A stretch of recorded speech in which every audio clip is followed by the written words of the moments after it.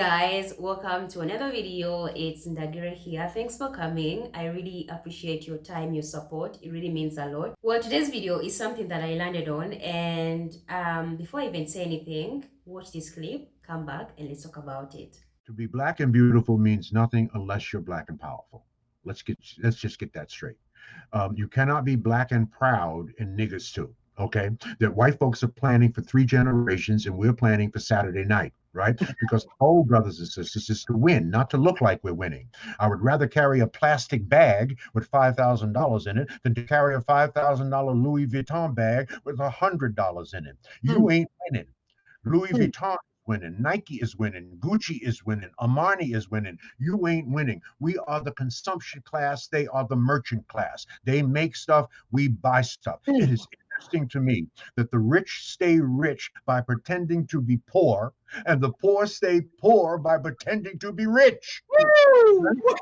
Right? We got the shit ass backwards. That by 2053, 10 years after the majority becomes the minority, if nothing changes among African Americans, household median wealth will be zero. Zero. In effect, we will have worked our way into a second slavery. Try to operate in a market-based economy and a democratic capitalistic society without money. Let's see how that works for you. Oh man, you on us.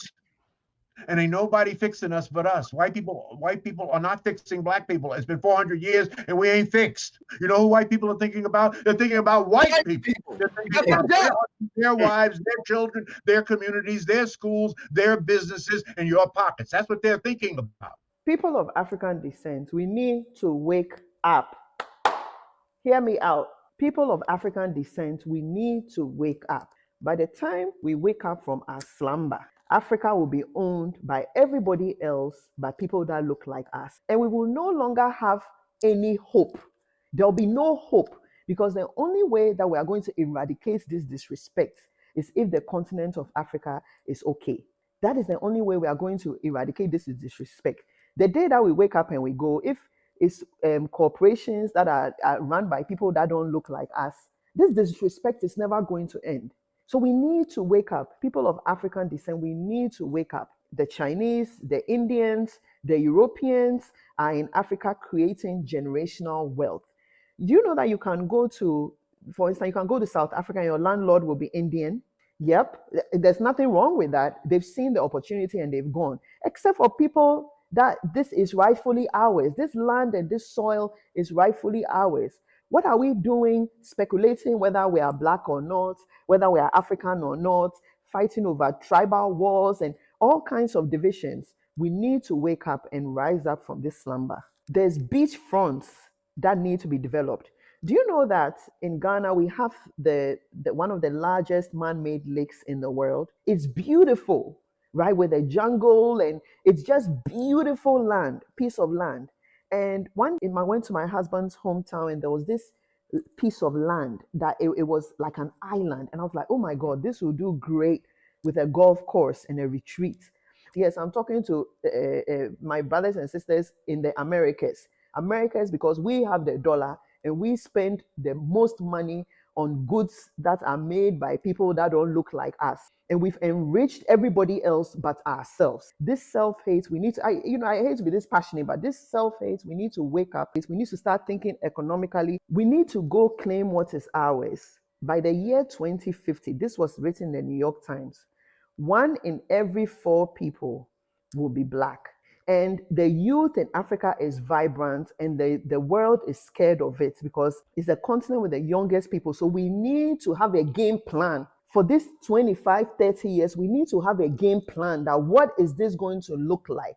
I don't have the money, I don't have the power, but I have a voice. So I can put on my camera and talk about it. And hopefully this video will get into the right hands. As African people, as black people as a whole, one thing we need to admit and understand is the most wealthy community in the black community as a whole is black people in the diaspora, and that is the fact of the matter, whether we believe it or not. That's why as an African, as a Ugandan, I see that there is a lot of potential of us as a people to grow and develop ourselves, but we just need to find like a foundation for us to understand each other. Like The way this man said about how as Black people, we are the biggest consumers of other people's products. And that is the fact of the matter. If you come to my country, Uganda, you're going to see we have a lot of Indian stuff imported in, a lot of Chinese things imported in, a lot of clothes, used clothes from outside our countries. And it's something that we need to start looking into. It also makes you think like, these people coming in is not because they even want to take control of us as a people, but because we give them money. If you look at the Chinese, where do they put their things a lot? Who are the most people that are taking their things in? I would say it's African people. We consume a lot of other people's products in Africa, and also when it comes to the Black people in the diaspora. Every time you give your money, like thousands of dollars to these brands, and of course, you know the brands, the big brands, you are giving white economy strength. Every time we African people leave our African products that are made by African people, and we're like, no, African things are too expensive. It's so crazy because I come from a place where people are not able to buy, for example, these kind of things. Like, guys, this is my keychain, it's African made, okay? Someone might refuse to buy this, but will be able to go and buy a Chinese same item and be like, oh, African things are not nice, they are too expensive. But this is investing. Like, every time I buy African things, I am investing in the continent. I'm giving money to African people. Every time you buy something from these other groups of people, you are giving them money. That's something that we need to understand. And it's like, actually, the right way to put it is, these people always want to come in the continent because they know we can't support and we don't support our own things. We only believe that it's worth if it's coming from a white person, a Chinese person, Indian person, or anything related to being a white person. I mean, I've seen it, I witnessed it in my country, and it's crazy. So that actually makes sense, literally. It really makes sense. We are giving them the power economically, but still come around and complain on how we are not economically growing and how we are not financially stable or financially growing. Guys, make it make sense. Like, make it make sense. A lot of other races are coming in because they are seeing opportunity in the African continent. You don't have to come with a lot of money in the continent to start up something. I'm not thinking that every Indian, every Chinese that is in the African continent or is in Uganda is rich. Guys, let me tell you, you're going to see a lot of these people in places that are shitty, but they still set up something. Why aren't you using the opportunity? There's a lot of places that need development. We as a people need to take our differences aside and understand that we are not all benefiting in this world. Like, we always buy things that are too much expensive in a way of like proving to other people that we have money, but it's not helping. You having a Gucci bag, a Louis Vuitton bag, a Balenciaga outfit that costs thousands of dollars is worthless than to a person who gets that same money and invest it in something, whether in Africa or in something that is going to bring out some fruits in the future. I know we need to have some luxury stuff. We need to enjoy, life. You need to look good. But then you need to understand, if you're buying Balenciaga, you are supporting a white economy. When you buy Zara, you're supporting a white economy. When you buy the Ferraris or these luxurious things, you are still supporting the white economy. There's a lot of things that Mother Africa has that are underlooked. We have coffee, we have real estate. Guys, real estate is like the most fast growing industry or sector right now in the continent, because like, imagine in the next coming years, Africa is going to have a lot of population. Those are people that need housing. And this is what I like about the African people that go to the diaspora. Like, the African people, guys, I give you a lot of praise. You can never see an African abroad who doesn't have land or who is not building something in the continent. Impossible. They can be looking poor, in the US, they can be looking poor in the UAE, they can be looking poor in those countries in the West or East. But when those people come back in the motherland, in their countries, I promise you they are having mansions. They are having businesses. If you want to testify, have your African friends and tell them to take you to their home. You'll be shocked. So this is the thing. African people know how the game is played. We just need to do it better. We know when we go abroad, we are not going to stay there forever. Like, we don't go there to stay forever. We just look for the money.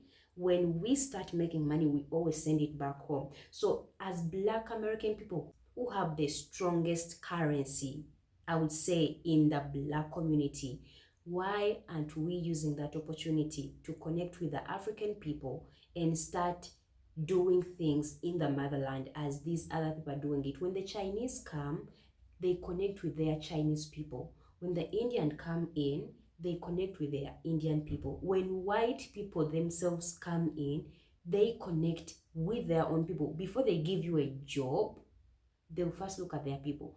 As African people, as Black people, do we have that? I've been in spaces where I'm with white people, I'm with some Asian people, and the way they do things is always for them to benefit themselves. Before they look into other people, they always give themselves opportunities.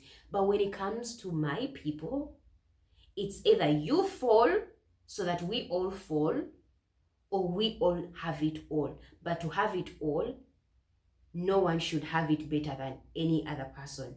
That is not the way for us to grow. But then to those that are succeeding, are you able to help those that are willing to learn and help them?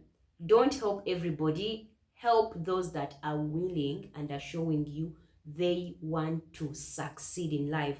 Like, that's something that I'm really, really strong on. So I really want to encourage Black people, especially Black American people.